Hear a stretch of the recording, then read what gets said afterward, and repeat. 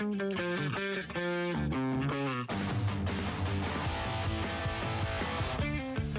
주요 뉴스 박사연 아나운서 정리하는 오늘의 커버스토리 시간입니다. 박사연 아나운서 나와 있습니다. 어서 오세요. 네, 안녕하세요. 박상현입니다. 오늘 날씨 좋죠? 좋은데 덥네요. 계속 더워요. 계속 더워요. 벌써 예. 8월 하순에 접어들었고 내일 또 처서잖아요. 예, 더위가 물러가고 이제 선선한 가을이 온다는. 언제쯤 가을이 오는 거예요? 그러니까요. 이번 주말까지도 덥대요. 처선데. 9월이 돼서도 더운 거 아니에요 혹시? 그러게요. 걱정이 됩니다. 오늘 낮에도 계속 열기가 이어지는데 35도 안팎까지 오른다고 합니다. 서울 33도, 대전, 대구 35, 36도까지 오르고요. 내일도 말씀드린 것처럼 절기가 무색하게 무더운 날씨가 이어진다고 하니까 네. 온열 질환에 신경을 쓰시면 되겠습니다. 서서가 코앞이지만 한여름입니다. 그렇습니다. 건강관리 조심해 주시고요. 주의해 주시고요. 자, 주요 뉴스 한일 정상회담 소식부터 알아보겠습니다. 네. 내일이네요.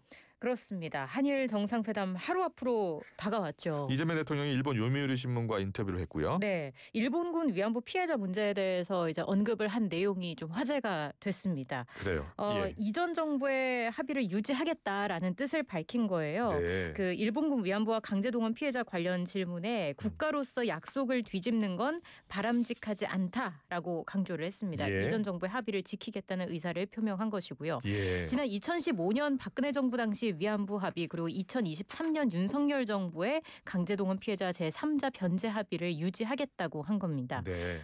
이 대통령은 한국 국민으로서 매우 받아들이기 힘든 내용이지만 국가 간 신뢰와 정책의 일관성 또한 중요한 원칙이라고 설명을 했어요. 네. 경제적 문제이기 전에 감정의 문제인 만큼 진심 어린 위로가 중요하다면서 사실상 일본 측의 성의 있는 자세를 촉구하기도 했습니다. 네.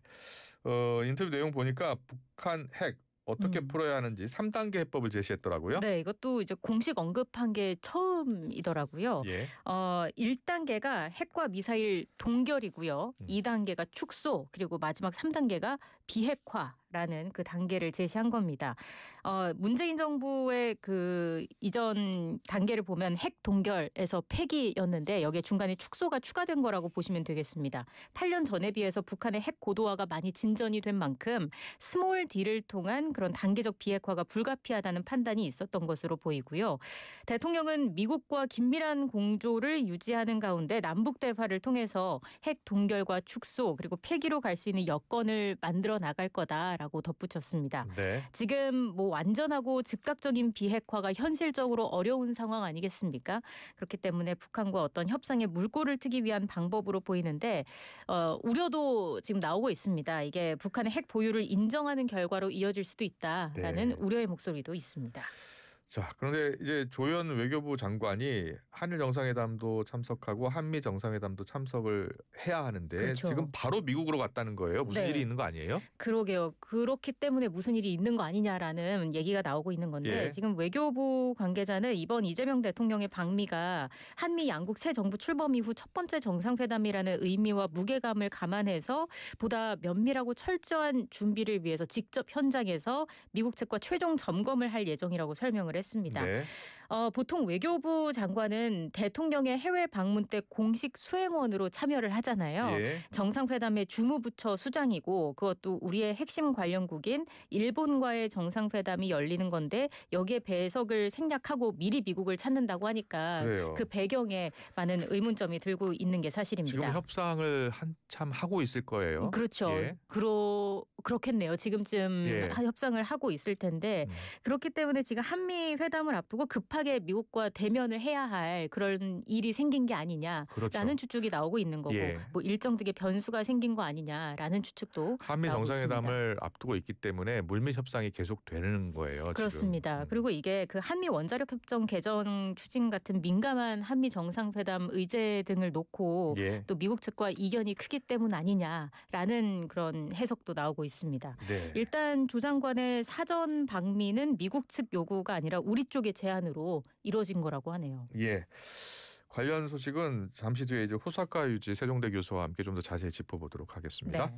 자, 그리고 건진법사 전성백 씨, 특검에 구속이 된 거예요? 그렇습니다. 통일교와 김건희 씨 사이 연결고리로 꼽히는 인물이죠. 법원이 구속영장을 발부했습니다. 네. 증거를 인멸할 염려가 있다고 봤어요. 예. 사실 근데 구속 심사를 하루 앞두고 불출석 의사를 밝히면서 네. 혐의 소명을 그 기회를 스스로 포기를 했었거든요. 그랬죠. 그렇기 예. 때문에 뭐 구속은 예상된 결과였다라고 볼 수가 있겠고요. 전 씨 측은 전 씨가 자신 때문에 여러 사람이 고초를 겪는 그 상황을 견딜 수가 없어서 직접 불출석을 결심했다고 전했습니다. 그리고 당연히 자신도 잘못돼야 한다고 생각하는 만큼 구속을 받아들이겠다고 밝혔습니다. 네. 특검은 전 씨가 윤영호 전 통일교 세계본부장으로부터 청탁성 선물을 받아서 김 씨에게 전달했다고 보고 있는데요. 예. 다만 전 씨는 윤 전 본부장에게 청탁성 선물을 받은 건 맞지만 김 씨에게 전달하지는 않았다는 입장을 유지해 오지 않았습니까? 네. 구속 이후에 이 같은 입장에 변화가 생길지도 지켜봐야겠습니다. 네. 자, 그리고 전 씨가 연루된 국민의힘 전당대회 개입 의혹 수사요. 어떻게 진행되고 있습니까? 지금 전 씨와 윤 씨가 2023년 3월에 국민의힘 전당대회를 앞두고 권성동 의원을 당 대표로 밀기 위해서 그 통일교 교인들을 당원으로 가입시키려 했다는 그 의혹인데요. 예. 이 역시 수사 대상입니다. 전 씨의 신병을 확보한 특검팀이 조만간 보강 조사를 벌이기 위해서 전 씨를 소환할 것으로 보이고요. 또 이미 구속된 김 여사와 대질 신문을 할 가능성도 거론이 되고 있습니다. 보통 양측 간의 진술이 엇갈리면 진위를 가리기 위해서 대질 조사를 벌이기 때문에 네. 이 또한 또 어떻게 될지도 봐야 될 것 같습니다. 그래요. 예. 그리고 오늘 국민의힘 전당대회 있잖아요. 그렇죠. 새 지도부를 선출할 예정인데 어떻게들 전망하고 있나요? 전망부터 좀 말씀을 드리자면 예. 일단 반탄 후보가 김문수 후보와 장동혁 후보 네. 그리고 찬탄 후보가 안철수 후보랑 조경태 후보 아니겠습니까? 그래요. 4파전으로 진행이 되는데 예. 단일화는 무산이 됐고요. 네. 과반 득표자 없이 상위 2명이 다시 맞붙는 결선 투표로 가지 않겠느냐라는 그런 2위 안에 전망이. 들어야지 결선 투표 가는 거네요. 그렇죠. 예. 상위 2명이 네. 결선으로 가는 겁니다. 뭐 물론 뚜껑을 열어봐야 아는 거겠지만요. 예. 일단 당 안팎에서는 그 반탄 주자 2명의 우세를 점치는 분위기가 우세합니다. 김문수 장동혁 후보요? 그렇죠. 예. 일단 그 최근에 한 여론조사를 봤을 때도 장동혁 후보와 김문수 후보가 1, 2위를 차지했기 때문에 그 지지층 가운데서 1, 예. 2위를 차지했기 때문에 예. 두 후보의 결선행에 무게를 싣는 기류가 감지가 되고 있고요. 두 찬탄 후보죠. 안철수, 조경태 후보는 단일화가 무산되면서 표심이 좀 분산된 측면이 있습니다. 그래서 최소 2위 안에 들어야 하는 그 결선행에 있어서는 악재로 꼽히고 있습니다. 두 후보는 당 쇄신을 바라는 중도 개혁 성향 당원들의 막판 결집을 기대하는 모습이고요.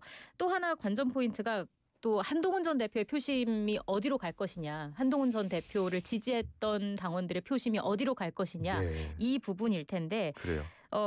꽤 팬덤을 보유하고 있잖아요. 예. 그렇기 때문에 또 그런 상황에서 특정 후보를 딱 꼭 집어서 지지를 한 적이 없기 때문에 그래요? 한 전 대표가. 안철수 후보나 조경태 후보 지지하는 거 아니에요? 그렇죠. 근데 두 네. 사람 중 한 명을 딱 집은 건 아니기 때문에 예. 그 두 후보 중에 어느 쪽에 더 표심이 쏠릴 것인가 이 부분에 또 관심이 가고 있습니다. 네. 서로 이제 소위 말해서 한 심이 자식에게 있다라면서 친한계 표심에 호소를 하고 있는 모습입니다. 그래요. 오늘 뭐 과반 득표자가 나오지 않으면 네. 내일 1, 2위 후보자 간의 방송 토론회가 한 차례 더 실시가 되고요. 이후에 24일에서 25일에 선거인단 투표와 일반 국민 여론조사를 진행하고 26일 다음 주 화요일에 최종 승자가 결정됩니다. 네.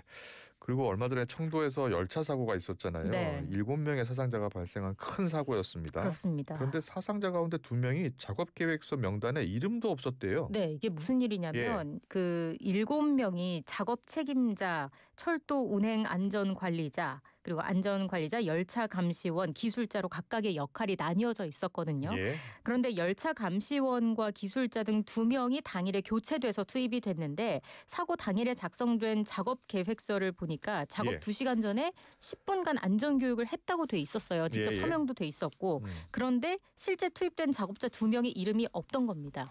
이 2명 중 1명은 사망을 했고 1명은 중상을 입었습니다. 안전교육 일지에 서명한 이름도 실제 작업자와 달랐는데요. 이게 거짓 서명을 한 건지 아니면 안전교육이 이루어진 후에 교체된 건지는 확인되지 않는 상황입니다. 네. 코레일 측은 당일 작업자 2명이 왜 작업 계획서상과는 다르게 교체됐는지 확인하기 어렵다고 밝혔습니다. 그래요. 예. 다른 관리 부실 정황도 속속 드러나고 있다는데 어떤 내용이에요? 이게 작업자들이 좌측 통행인 열차와 같은 방향으로 같은 선로 주변에서 이동을 그래요? 했었거든요. 예. 원칙적으로 이게 선로에서 이동할 때는 열차가 오는 방향을 마주 보고 이동을 해야 안전관리 좀 하잖아요. 더 신경 썼으면 좋았을 텐데. 그렇죠. 그래서 작업자들이 열차 진로를 등지고 걸어야 했고 결국 이게 사고로 이어진 겁니다. 그리고 애초 작업 계획부터가 날림이었다는 지적도 있어요. 열차를 차단하고 선로를 횡단하거나 다른 입구를 이용을 했어야 한다는 예. 건데 여기에 또 올해부터 선로 작업자가 모두 휴대하기로 했던 열차 경보 앱 있지 않습니까? 예. 이것도 7명 중 4명에게만 지급이 됐다고 하고요. 그마저도 오류가 너무 많았다고 합니다. 결국 사고를 피하기에는 힘들었던 그런 정황들이 또 속속 드러나고 있는 모습입니다. 예. 경찰은 작업 계획서를 확보해서 이렇게 코레일 측의 안전 문제를 충분히 고려했는지를 들여다보고 있습니다. 네. 여러 문제점들이 드러나는 상황인데 한문희 코레일 사장은 이번 사고에 대해서 무거운 책임을 통감한다며 사의를 표명했습니다. 그렇군요. 사의를 표명한 겁니다. 단순한 실수가 아니네요. 보니까 구조적으로 그렇습니다. 지금 위험 관리가 제대로 되지 않았습니다. 맞습니다. 여기까지 듣겠습니다. 박상현 아나운서와 함께했습니다. 잘 들었습니다. 고맙습니다.